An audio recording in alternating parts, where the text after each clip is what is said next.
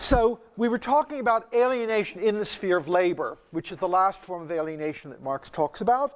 And as I said, he talks about alienation from the product, alienation from the production process, and alienation of workers from other workers, and actually capitalists from other capitalists. And he says, somehow you could sum this all up by saying it's alienation from species being. So the alienation from species being isn't supposed to be, as it were, a fourth different kind of alienation or a fourth different aspect of alienation. It's supposed to be a way of describing the phenomenon of alienation in a slightly different way through using this term which he takes over from one of his predecessors, Feuerbach. Right? Feuerbach coins this term, Gattungswesen, species being, it's usually translated, and Marx takes over that term and says you can in fact think of alienation as a kind of interruptive stage in the development of species being. So the underlying anthropological thought here is that human beings have a certain set of powers and capacities. They don't have fixed dispositions. It isn't that they have fixed dispositions or fixed needs. They are variable. But what they have is they have the possibility of a certain kind of development. They have a possibility of that development, and they have a kind of natural conatus or a natural teleological orientation toward a certain kind of development. So when you speak of human nature, you don't mean certain distinct properties, you mean an orientation toward development in a certain way. And to some extent, you can see alienation as an interruption of that process of development. And I try to say in my Roman 2 then, how you should think about this process of development. That is, Marx thinks that you have to think about the human constitution in such a way that you begin by thinking of people as characterized by having certain needs and certain powers. So I need bread, I need water, I need warmth, I need various sorts of things, and I have certain kinds of powers. And at any given historical stage of human development, I'll have particular needs and particular powers, and they may be different.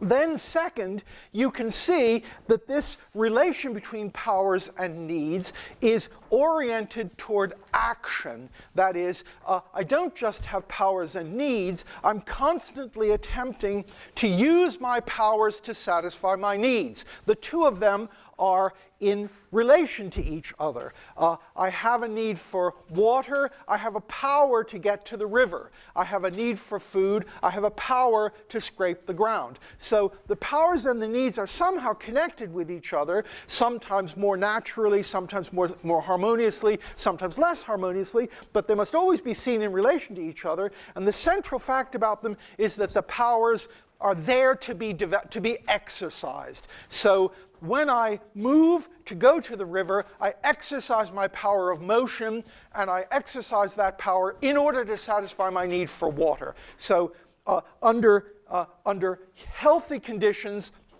I'll have powers and needs, and I will exercise those powers to satisfy those needs. Now, Marx says, however, you must also remember that when I say that it's natural, so for Marx it's natural for people to be active. That's not an unnatural state. We don't have to be, we aren't naturally or normally completely stable or indolent people. We're naturally entities who are acting. And that's a part of our human nature. So when I say I activate my powers to satisfy my needs, you have to see that the concept of need there means for Marx two slightly different things. What need is it that I'm activating? Sorry, what power is it that I'm activating to satisfy the need to go and drink from the river? He says, on the one hand, if I go to the river, I'm satisfying one kind of need, which is my need for water. And that is, to some extent, an external need. Because I need the water's outside me. So I exercise my power to satisfy my need, and in one sense the need might be something outside me. But on the other hand, and this is in a way more important for him, in exercising my power to get to the river, I'm not just doing something to satisfy the external need for water. Part of the needs that I, as a healthy human being, have will be that I exercise my powers. So there are two ways of seeing my going to the river. One is I go to the river in order to get the water, because I've got a need for water.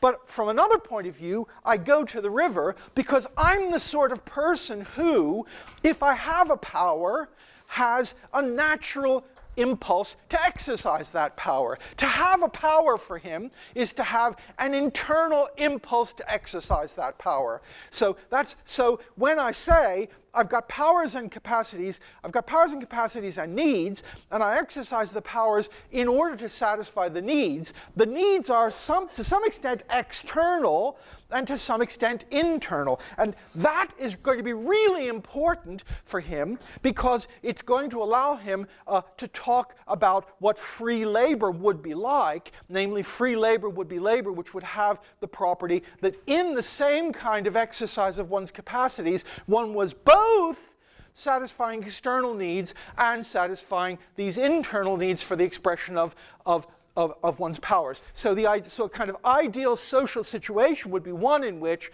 I could at the same time act so that my action was a satisfaction of my external needs, the need for water, the need for power, the need for food, and at the same time an exercise of my internal need, my need to be active in the appropriate way and to exercise my powers. And that's going to be part of his argument for overcoming the distinction between things that are valuable in themselves and things that are merely instrumentally valuable, or instrumental action and non-instrumental action, because the ideal is going to be a form of action in which that distinction between doing the action for the sake of something else and doing the action for the sake of acting, that distinction is overcome. Because in going to the river, I'm doing both at the same time. I'm both doing an instrumental action, I'm getting the water to satisfy my thirst, and I'm doing an action which is not instrumental in that way,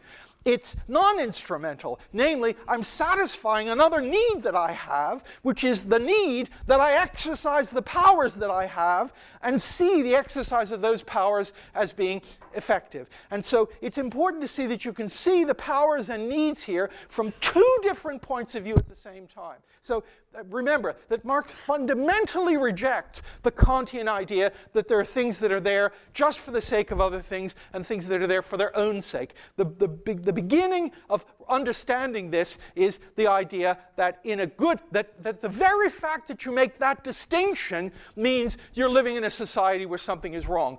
Remember what Dewey says. Dewey says, the Greeks had this distinction between that which is done for the sake of other things and that which is done for its own sake.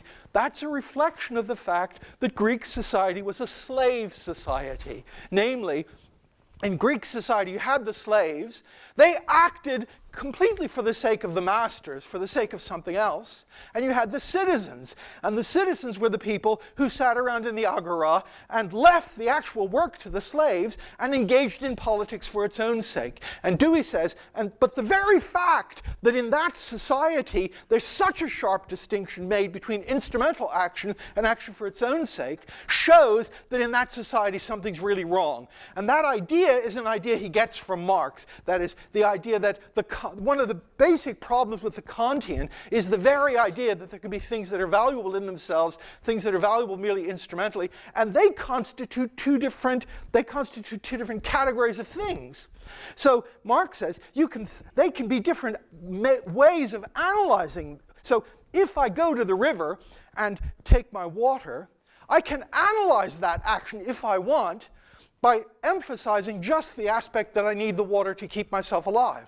Or I can emphasize the fact that I'm doing it because I'm a person who has powers and I like to exercise my powers. So analytically, in retrospect, I can analyze it that way, but that's a mere analytical activity that I engage in, and you only understand the activity if it's a proper kind of activity, a free activity, if you see that both of those things are the same. It's the same activity there. Okay, so that's really important. So I've got these powers, I've got these needs. The needs are partly external needs and partly the need to express my powers. Now, he further has the idea, and now this might be wrong, but this is part of the idea, that in fact, if you look at the way in which humans exercise their capacities, it's a fact about exercising capacities that if I'm exercising my capacities and powers freely, I will also be developing those powers and capacities. So the idea, again, is a person who's learning to play the piano. The person who's learning to play the piano plays the first day, has a certain power, has the desire to exercise that power. If the person plays for a week, the activity of playing the piano, the activity of exercising the capacity, causes the person to have higher powers. If I practice the first week, I have more power the second week. Power in the sense of capacity. I play better in the second week. The exercise of my power is at the same time a development of the power itself. If I practice, I get better. If I learn French, if I practice French every day, at the end of the week, my power to speak French gets better. Not only, and of course, since my power gets better, my needs become more sophisticated too. Because remember, he talks about a correlativity of powers and needs. So I start the week and I speak miserable French, and I try and I exercise, and in exercising by the end of the week, I have more power to speak French. I have more capacity to speak French. But I don't only have more capacity to speak French, given that a capacity for him is something which I have a natural desire to exercise. By virtue of having a higher capacity, I have a new need. I have a need the next week to be faced with another challenge in speaking French. I don't want to do the same exercise as the second week that I did the first week, because now I've got different set of powers. So what he says is, in a healthy form of development, you have a development in which there's a spiral, an increasing spiral, in which you've got needs and powers. The needs and powers, the powers are exercised in order that by virtue of them being exercised, the needs are satisfied. By virtue of exercising the powers and satisfying the needs, you develop both the powers and the needs. And then you've got a new situation, which you've got a new and more sophisticated and complicated set of powers and needs, and the process goes on. Now, so that's the model, the kind of anthropological model of a healthy form of human development, one that is accessible to us, and that he thinks we have a natural penchant to engage in. Now, in telling that story, I've abstracted from one other important thing in Marx. Namely, I've told the story for pedagogical reasons as if it's a story about an individual and the individual's power and the individual's needs and the individual's capacities and the development of the individual's powers. The second thing Marx thinks about this is that this process, this circular, cyclical, spiral process of ever-increasing power, ever-increasing need, has to have both an individual and a social dimension. That is, that story is not just a story that I can tell about me playing the piano.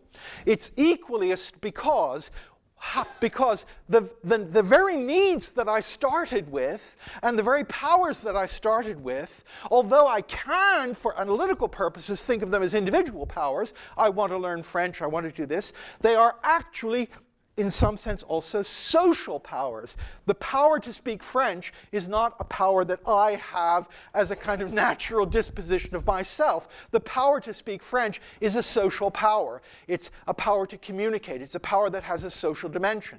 And similarly, needs have this social dimension. So so just as I can tell the story that somehow during the week, as I speak French, I want to speak French better, so also you can tell the story about how at Cambridge we organized the teaching of French. And in organizing the teaching of French, we try that out the first year. And as the result of doing it the first year, we get better at it the second year, and etc. So there's an individual and there's a social dimension to all of these processes. You can tell the story as stories about individuals and stories about society.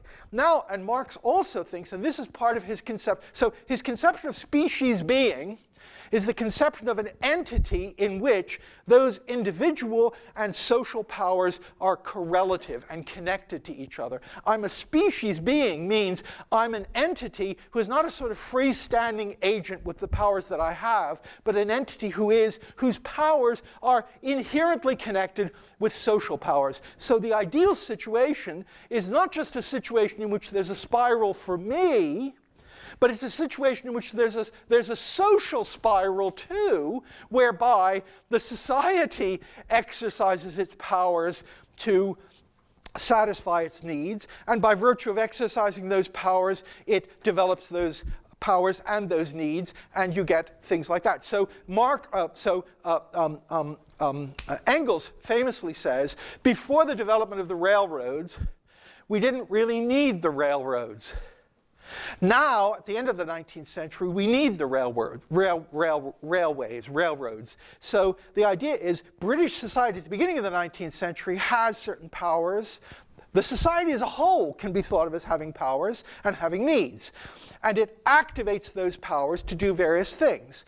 And in activating those powers, it develops those powers. Now, that's a complicated story that someone invents a machine that will do this, et cetera, et cetera. And first of all, the machine is just a toy. But in exercising those powers, you actually develop railways. And railways are then powers that allow you to satisfy your needs. But once the railway system gets developed, the development of the railway system itself turns into something which becomes a need, a social need. By the end of the 19th century, you have to have regulation of the railways. The railways become a necessity. So the story is a story of the circular and a spiral increasing development of powers, needs, capacities in the individual and in society, and ideally, the two of them correlative with each other. So at the beginning of the 19th century, I don't have the power to travel from London to Birmingham in the course of one day, because the railways don't exist yet. At the end of the 19th century, the society has the power to move things from London to Birmingham during the course of one day, and I have the power to move from Birmingham to London or vice versa in the course of one day. So that's the second dimension of Gattungswesen, of species being. So species being, you've got this notion of circularly related powers and capacities developing themselves, both on an individual and on a social level. And as you know, those of you all know, what he's going to say is, what happens in capitalism is a certain kind of décalage, a certain kind of getting out of kilter of the social development of powers and the individual development of powers. So the notion of species being is, as the social powers increase, my personal powers increase. What happens in industrialization is, as the social powers increase, they increase at the price of a diminution of my personal powers. So the idea is the cobbler in his workplace develops his powers. If the cobblers together in the village develop their powers, they develop both their individual powers and their collective powers. What happens in industrialization is you put a lot of people in the mill. By virtue of putting a lot of people in the mill, you develop the social power for producing shoes, but you develop the social power for producing shoes not by producing individual cobblers who have higher powers than they had, but by producing de-skilled workers. So alienation means exactly that what ought to be the natural relation between the development of social powers and the development of individual powers. If you have this model in the background, the model says it's a healthy development if if development of social powers and development of individual powers go hand in hand, if the two of them go together. That's a healthy development. Alienation refers in one of its dimensions to the fact that the development of social powers doesn't go hand in hand with the development of the appropriate individual powers. Rather, the development of the social powers is purchased at the cost of a de-skilling of the individual worker. So the individual cobbler has more skill than the operative in a factory in the 19th century. But so in the 19th century, the cobblers in the city can produce X amount of shoes, but each individual cobbler can produce a lot of nice shoes. In the 19th century, you have a factory that can produce many, many more shoes, but no individual person in the factory anymore has appropriated that social power as an individual power. Rather, it's the case that the development of those social powers has been at the cost of the development of the individual powers. And that's one of the real aspects of alienation for Marx. And if you have a longer historical perspective on this, he might say, yes, this alienation is a necessary historical process. We couldn't have had progress without it. But from the fact that it's a phase with which we have to go through in order to develop powers in a particular way, it doesn't follow that it's the final phase of this. And if you look at human history, you can see that the spiral that I've described, which is the spiral of development of powers, is the final matrix within which all of this stands. And so that's the thing you have to keep in mind. So the first idea is the one I've talked about, powers and capacities.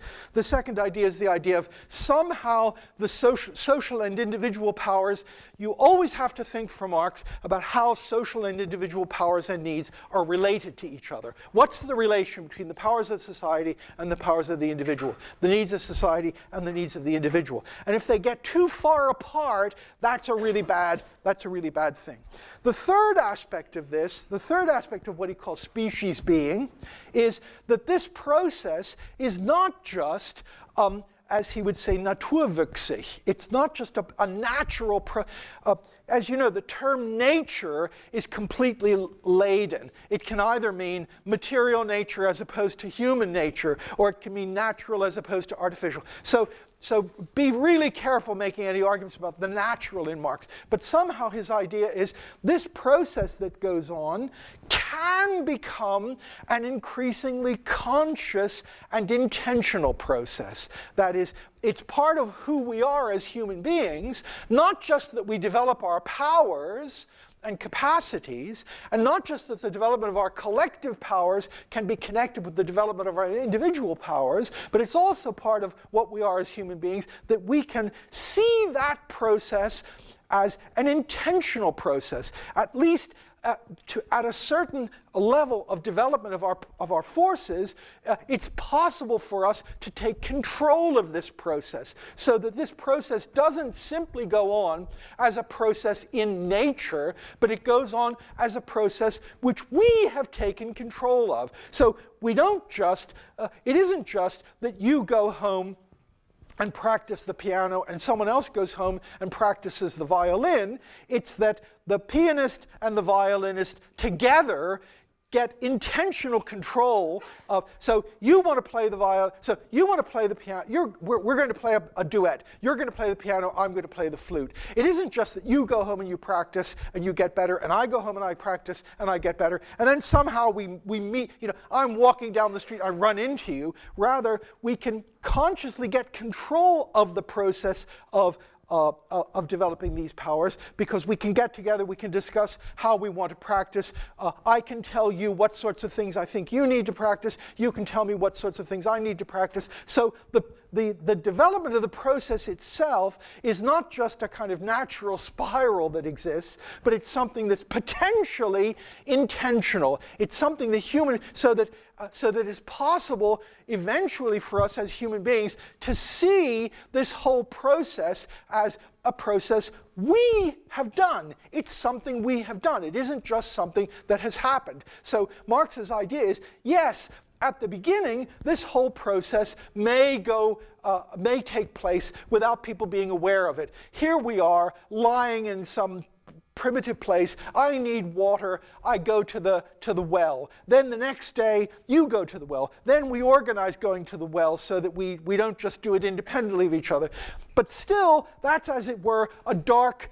The process is still natural at that point. But now, at the level of development of forces of production that we've reached, it's possible not just for us to let this process go on, but it's possible for us to take control of it and shape it consciously and intentionally. So we don't just let people discover things. We have universities. And the point of the universities is, one of the points of the universities is to make deliberate the process of structuring what kind of technology we want to develop. So originally people just develop things, they find things out, it happens spontaneously. Then we have universities, and universities can be seen. Now, maybe they don't do a very good job at it. Well, they clearly don't do a very good job at it. But the idea is that this is part of human nature too. Part of human nature is that we want to get collective control, collective conscious control over the process of the development of our needs and the development of our capacities. And that intentionality is an important part of this. Okay, so notice it's really important to see that Marx is an anti-ascetic. That is, he will have no truck with back to nature, the simple life, Rousseau, the noble savage. He says again and again that a rich human being is a human being who is rich in powers and needs. So for him, a rich person, a rich life is a life in which I need more things. He says in a famous passage, if I'm a hunter and gatherer, my only need is for some sustenance. But if I'm a 19th century gourmet, my need is for I don't know, canard à l'orange or whatever is your, I need my, no, but what he says is that need is a more sophisticated, it's a sign that it's a better society. So I say this because this is the opposite of a certain strand that got established in the 20th century, which talks about false needs and the development of false needs, and contemporary society is generating in people false needs. That might be true, but that's a real deviation from Marx's central idea. For Marx's central idea is needs aren't themselves, as it were. There's an old discourse, as you know, that starts with Sallust, right? People in the end of the Roman Empire think a lot about what happens to the Roman, people in the Roman Republic, people at the end of the Roman Republic and then in the Empire think a lot about what happened to Rome, right? So Sallust, this Roman historian, talks about, you know, the old, and there's this natural tendency that they have, these aristocrats have, to project great virtues into the past. And so Sallust says, oh, the old Romans, they were really rugged, robust, pious farmers. They were frugal. You know, they never ate bread. They just had porridge. They didn't have these really sophisticated things like bread. They just had porridge, and they ate a bunch of grapes. They didn't have the Sicilian cookbook, and they were really robust, and they were really the good people. And what's happened to us is that we've developed too many and too sophisticated needs. We've become luxurious, and that's led to a kind of moral decadence. So there's this ancient story about rude, crude, you know, the days when men were men and women were women, and porridge was porridge, and, you know, you didn't want anything really fancy, you just wanted good, you know, ein deftiges Essen, you know, potatoes, and wherever you happen to be, potatoes or whatever it is. And then there's corruption, and then sophistication means corruption. That's not a story Marx will have any truck with. For him, it's not the case that there is virtue in simplicity, virtue in self-restraint, virtue in having small needs. For him, as he says, the rich person is a person rich in needs. The sophisticated person is a person of great needs. So this process of developing increasing and increasingly sophisticated powers and needs is an unquestioned good for him. So that's really important to remember. Now again, you might think that's wrong. You might think that's wrong for two reasons. You might think that's wrong first for the sort of comfort school reason, because you might think that in contemporary society, the advertising agencies and forms of economic enterprise have got such control over the means of advertising that they're generating in us things that are not genuine needs, they're false needs. That's one thing you might think, might be right. And the second thing you might think is that there's an ecological incompatibility in this, that somehow Marx really does think that infinite further production is a good thing. I mean, his project is infinite further development of the forces of production, infinite further development of the needs, and as he says, not measured by any yardstick other than itself. Famous passage in his text called the Grundrisse, where he says, infinite development of capacities without reference to the measuring of those capacities by any yardstick external to themselves. So the other thing you might think is that this whole project needs to be rethought, given that he has no a sense of the limits of human resources, and ecological results of this. But anyway, whatever the truth about this, his project is an anti-ascetic. It's a developmental anti-ascetic project. So now I'm on my number 3 on page 8A. So this is, as it were, Marx's model of what a natural development of the Gattungswesen, of the species being of humanity, would be. And alienation, then, you can see, is a way, it describes a state of affairs in which exercise and development are detached from each other, right? So one way of thinking about alienation is, if I'm learning to speak Russian, if I'm learning to play the piano, I exercise my capacities, and by exercising my capacities, I develop my capacities. That's the natural situation. Marx says, look at what happens in industrial labor in the 19th century.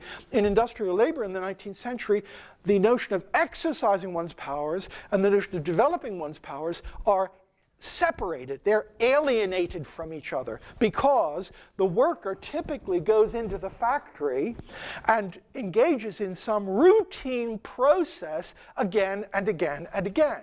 So the cobbler in the Middle Ages might make one shoe, make another shoe, make a third shoe. After 6 years, he gets better at making shoes. The person in the factory pushes the button the first day, pushes the button the second day, pushes the button the third day. So for the person in the factory, the exercise of a power has been detached from its natural context, because its natural context would be one in which the exercise of the capacity would be connected with a development of the capacity. But he's put in an artificial situation in which the repeated exercise of the capacity is detached from any possibility of the development of the capacity. You don't get any better pressing the button after 3 weeks than you were after the first week. So one sense of alienation, so note, again, Marx has this similar thing. Alienation sometimes refers to our relation to something out there. Sometimes it refers to a disconnection of elements in this process. That's a sort of thing that he takes over from Hegel too. So the alienation is, as it were, an alienation between, they become alien to each other, the exercise capacities and the development capacities. Second thing is the second way of thinking about alienation in this project is the thing I just talked about, namely the separation of individual and social. That in the 19th century, you get a development of the social powers that's bought at the cost of a retrogression of the individual powers. And of course, the third aspect of this is the aspect that refers to my third. So I said there were 3 things. There was exercise of powers and capacities, there was individual and social powers, and there was consciousness. And now alienation can be seen as a separation on all 3 of those levels. First, the exercise of the power is disconnected from the development of the power. Second, the exercise of the social power is disconnected from the exercise of the individual power. And the third thing is the whole invisible hand argument. That is the idea that the goal of this process should be that the process process itself becomes more transparent and more conscious to us. So the natural way of development is a development in which we don't just let these things happen, we don't just let the development of our powers and capacities happen. We don't just experience it as something comes upon us or happens, but we make it conscious. We make ourselves conscious members of the species being, and that means we take control of the development of our powers and capacities. We do it intentionally, and what he says is the whole set of invisible hand arguments on which traditional economics is based is incompatible with that, because what it says is, no, the common good, the development of powers and capacities, will take place through an invisible hand. But the property of the invisible hand is the invisible hand is invisible. But to say the invisible hand is invisible is precisely to say we don't see the result as the conscious result of something that we've chosen. So on all three of those dimensions, those phenomena are the central phenomena that he thinks are characteristic of what he calls alienation. Okay, now I'm going to shift slightly. Another way you can describe this idealized spiral that he describes is you can describe it through another kind of terminology, which is the terminology of freedom. That is, Marx sometimes talks about this, what I've called the development of species being. He sometimes talks about it as a development of freedom. And so I'd like to talk a little bit about the concept of freedom and why that's important. Now, the first thing to see, I've already said one thing about Marx, which is that freedom is, like all of his concepts, not a dichotomous concept. It's not free or not free. It's a question of degrees and different dimensions. So I'll leave that aside. Second thing is, you must break the hold over your minds of the Kantian idea that freedom and necessity are opposites. All of these Kantian dichotomies are things that Marx wants to do away with. He doesn't believe in a distinction between things that are absolutely good in themselves and things that are instrumentally good. He also doesn't believe there's an absolute distinction between that which is free and that which is necessary. Rather, for Marx, the opposite of free is not necessary because he thinks there are two kinds of necessity. Namely, he thinks there's external necessity and there's internal necessity. External necessity, let me take the example that I gave at the beginning. I'm thirsty and I go to the river to get myself some water. Now he would say, there's a certain way in which I can describe a kind of external necessity there. The external necessity is, I need this water, which is over there, and I need to go and get it. So there's a kind of external necessity there.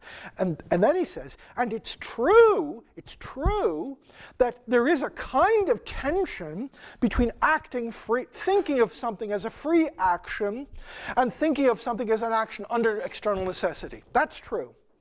But then he says, but there's another kind of necessity, which is internal, which he calls internal necessity. Internal necessity is the necessity under which I find myself to act in such a way as to actualize my powers and realize myself. So he says, for example, about Milton. Milton wrote The Paradise Lost under necessity. He had to do it. He had powers. As a human being, he felt an internal impulse and necessity to exercise those powers. And he says, this is an exaggeration. He says, and so Milton produced The Paradise Lost just as a silkworm produces silk. So the silkworm has an internal constitution. That internal constitution, if you don't, now, not every silkworm produces silk. You can kill the silkworms off, you can prevent them from doing it. But if you let the silkworm alone, if you get propitious circumstances for the silkworm doesn't have to be coerced into producing silk. You don't have to go and cajole the silkworm to produce silk. You don't have to go and flatter it. You don't have to offer it incentives to produce the silk. If it's a silkworm, that's what it does. Marx says it's working out of an internal necessity. And he says you can see human beings as the same way. You can see us as having, so remember, so you can see us as having an internal necessity, and that internal necessity is the necessity of exercising our powers to satisfy our needs, and exercising our powers to satisfy our needs even in more complicated ways. So remember, the basic thing here is that he takes over from Hegel the idea that the Leibnizian and David Lewis idea about necessary worlds, etc., is just completely hopeless way to think about philosophy. So Leibniz has this idea, as you know, that we can think about all possible worlds, and then we can look at which worlds are real, and we can then talk about necessary features. The necessary features are the ones that are in all possible worlds, and that's a Leibnizian idea, which David Lewis, of course, takes over. Now, Hegel is dead against that. Hegel says, Leibniz speaks as if God, when Leibniz says this is the best of all possible worlds, he speaks as if God were a little merchant who went into the marketplace and he looked at which were the best apples and he looked at other possible apples. That's the wrong way to think about necessity. So in a way, for Hegel and also for Marx, you don't start with the idea of absolute possibility, a space of possibilities, and then necessity as true in all possible worlds. You start from the real world that we exist in, and you talk about necessity in a way that's independent of the presuppositions about possible worlds. I'm afraid I can't talk about this in more detail, because if I do, I'd never get any further. But I just want to point out to you that just as this is anti-Kantian, this is also radically anti-Leibnizian and therefore anti-David Lewis and Kripke and this possible world semantics things. So necessity doesn't mean that which is true in all possible worlds for him. It doesn't mean that. It means something different. It means it follows of nature from the kind of thing you are. And so we can have external necessity, we can have internal necessity, and what he says is, and lack of freedom is acting under external necessity alone. Freedom is acting on internal necessity. Milton was both maximally free and working under maximal necessity when he wrote Paradise Lost, because he was not working under any external, this might be wrong, but he wasn't working under any external necessity. No one came up to him and held a pistol to his head and said, do it or I'll shoot you. There was no external necessity. He was completely free. But he, in a way, had no alternative but to produce that, because that was the ideally appropriate external expression of the development of his powers and capacities at that time. So it's really important to see that necessity for Marx is not thought of as being. Now you might reject this altogether and say Leibniz is right, David Lewis is right. All of this is just necessity. Marx just didn't understand the concept of necessity. But if you do that, you have to see that he doesn't use necessity in that sense. He means by necessity something much more connected with what we would think of as practical. So for human beings, it's perfectly possible to be at the same time acting under absolute necessity and acting completely freely, if the necessity in question is an internal necessity and not an external necessity. So I can be said to be both at the same time. So that's really important for him. Now, second, you all know, and I won't go into it at great length, the standard analysis of the concept of freedom that you find in the analytical literature, starting from Isaiah Berlin. As you know, Isaiah Berlin says there are two kinds of freedom. There's negative freedom, there's positive freedom. Negative freedom, as you know, means the absence of external obstacles to action. Positive freedom means self-governance. That is the ability to give oneself the law from one's own action. And Berlin talks at great length about why these two concepts are close to each other but actually very different. So the idea of there not being an obstacle and the idea of my governing myself. So the negative conception of liberty is there's nothing out there that's stopping me. The positive conception is I have some kind of internal principle of governance which allows me to choose how I can act. So obviously I can be negatively free and not be positively free. That is, there might be no obstacle to my action, might be no external obstacle to my action, so I'm negatively free. But I might not be positively free because I might not be self-governing. I might not be able actually to do anything. I might be drugged. I might be intoxicated. I might suffer from a passion. So Berlin says the negative conception of lack of external obstacle is very different from the positive conception, which is I am a self-motivating person. I govern myself. I give myself the rule of my behavior. And now Berlin, as you know, then makes two important further claims. One is that it's absolutely essential for liberalism to give priority to negative liberty for various reasons. And the second is that it's really important to distinguish between what he calls freedom itself and the conditions under which freedom can be realized. And that's ideologically extremely important because he wants to say that in liberal societies, I can be said to be completely free, for example, to buy anything that I want. I'm free to buy Pauli Vissova, right? This big lexicon, right, which is 150 volumes. 150 volume lexicon of the ancient world, right? Very expensive. Now I'm free to buy it. I'm free to buy it even if I don't have the money to buy it. Because, Berlin says, I'm free to buy it means there's no external obstacle to my buying it. So I'm free to, I would be, so suppose I had my ideal. What I'd love to do is buy Google and destroy it. You know, I'd love to destroy. My deepest desire is to destroy the internet. That's what I'd really like to do. And now Berlin would say, well, Raymond, you're free to destroy the internet. No one will stop you. You could, in principle, buy it all up. I don't know, and cut all the cords. You know, I could cut all the things. You know, if I hired enough, if I bought all the stuff, and I hired enough people to cut all the connections, I would destroy it. And so I'm free to do it. There's no restriction there. But of course, I don't actually have the power to do it because although there's no legal obstacle to my buying the company and buying enough people to do it, there's no legal obstacle to it. I'm not prevented. There's no obstacle to my negative liberty there. I can't do it because I don't have the money. I don't have the resources to do it. Okay, so Berlin is very keen on this distinction.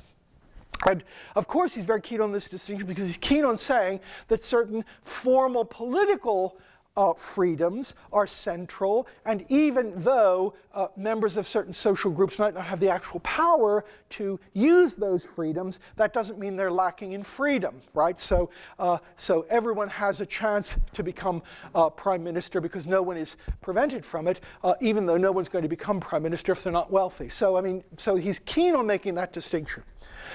Now, it's really important to see that for Marx has a third concept of freedom, which is completely different from both of those.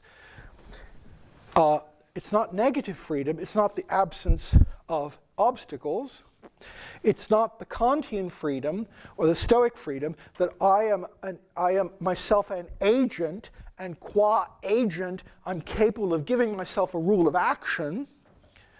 It's, he says, the basic concept of freedom is power.